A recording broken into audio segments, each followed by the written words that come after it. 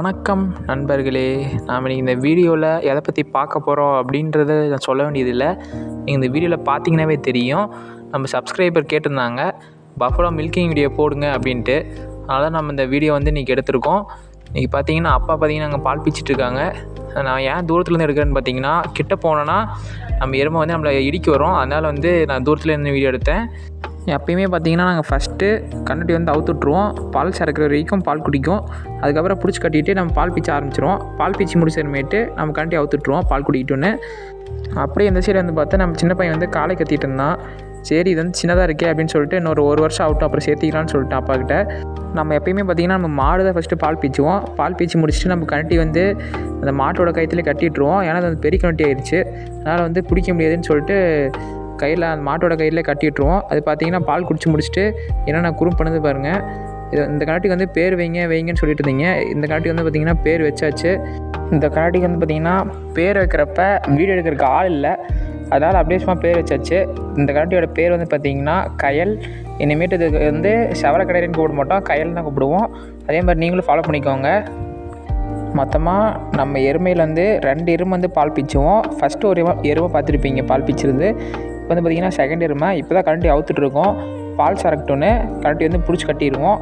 அந்த வீடியோ பின்னாடியே வரும், நீங்கள் பார்த்து தெரிஞ்சுக்கோங்க. இப்போ பார்த்திங்கன்னா பால் சிறந்துருச்சு.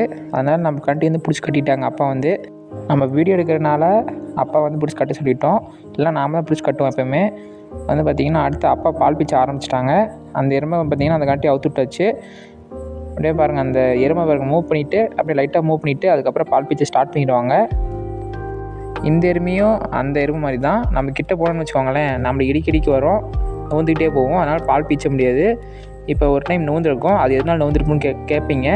அது எதனால்னு பார்த்தீங்கன்னா, ஃபஸ்ட்டு எருமை பால் பீச்சுறப்ப அப்படி தான் லைட்டாக நெவுறோம். அதுக்கப்புறம் கவனிக்கும்.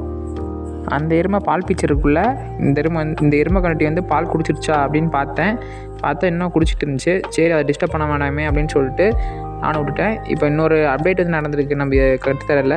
என்ன அப்டேட் அப்படின்னு பார்த்தீங்கன்னா, நம்மக்கிட்ட 3 எருமை கன்று இருந்துச்சு. அதில் ஒன்று சேல்ஸ் பண்ணியாச்சு. ஒன்று பெருசாகிடுச்சு. அந்த எருமை பாலுக்கு நிற்கலை. அதனால் அது சேல்ஸ் பண்ணியாச்சு. இப்போ நம்மகிட்ட இருக்கிறது பார்த்திங்கன்னா இந்த 2 எருமை கன்று மட்டும்தான். இந்த 2 எருமை கன்று எதுன்னு பார்த்தீங்கன்னா, இப்போ பால் குடிச்சிட்டு பார்த்தீங்களா அது ஒன்று. அதுக்கப்புறம் இந்த சைடு ஒன்று இருக்குது பார்த்தீங்களா, இங்கே ஒன்று தெரியுது பார்த்தீங்களா, அந்த ஒரு எருமை கன்று. இந்த 2 எருமை கன்று மட்டும் தான் இருக்குது. இப்போ நீங்கள் பார்த்துட்டு இருக்க எருமை ஃபஸ்ட்டு நம்மளோட ஃபஸ்ட் எருமை. நம்ம வீடியோ ஃபஸ்ட்டு பார்த்துருக்கணும் தெரியும். இதான் நம்ம ஃபஸ்ட் எருமை.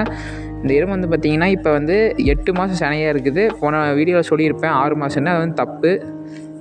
இந்த எருமை பார்த்திங்கன்னா 8 மாதம் சனையாக இருக்குது. இதுதான் அப்டேட். அடுத்து பார்த்திங்கன்னா அந்த எருமை பால் பீச்சி முடிச்சுட்டு கண்ணுட்டி அவுத்து விட்டாச்சு. கண்ணுட்டி பால் குடிச்சிட்டு லைட்டாக அப்படியே நெகுறோம். அப்போ நம்ம பிடிச்சி கட்டிடலாம். அடுத்து பார்த்திங்கன்னா இன்னொரு சப்ஸ்கிரைபர் கேட்டிருந்தார், நம்ம எருமை காலை கத்துறதுக்கு எந்த ட்ரீட்மெண்ட் பண்ணுறீங்க அப்படின்னு சொல்லி கேட்டிருந்தாங்க. கமெண்ட் செக்ஷனில் கேட்டிருந்தாங்க. ஆனால் அந்த கமெண்ட் இப்போ இல்லை. அது எதனால் டெலிட் பண்ணார் அப்படின்னு எனக்கு தெரியல.